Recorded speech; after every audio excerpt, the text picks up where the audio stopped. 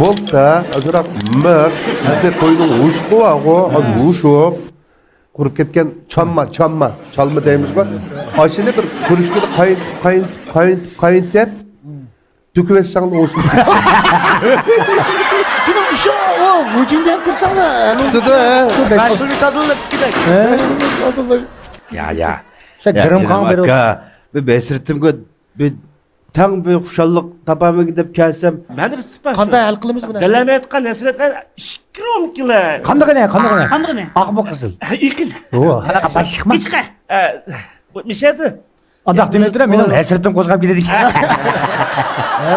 senin maqul usul bulamda. Bombamda var. Ben aç kızacaklık derdinde kün meslem yürüyorum.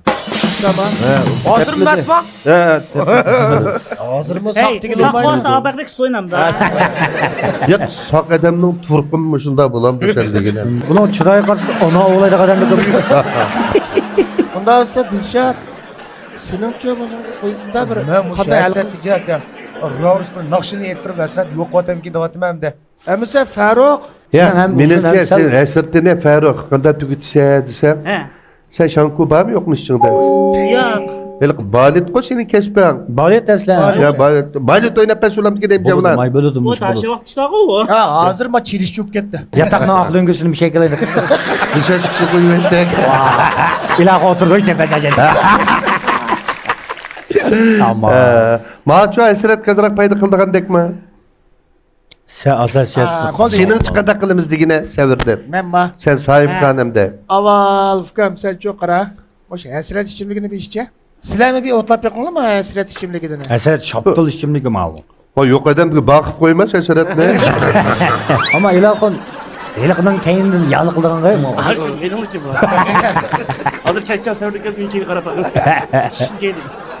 Buna qilaylar. Buni endi buning hasratini qo'zg'amay, buningga davo izlamay, biz o'zimiz buni bugun bir xushal qilib, hasratini unutildiraylar.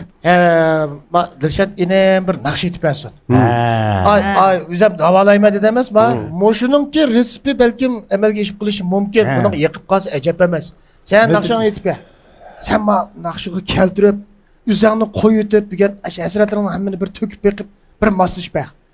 Ma inim oynap ben son. İnim değilsem benden çok dek durur. Ben bir nakşı tayım sen.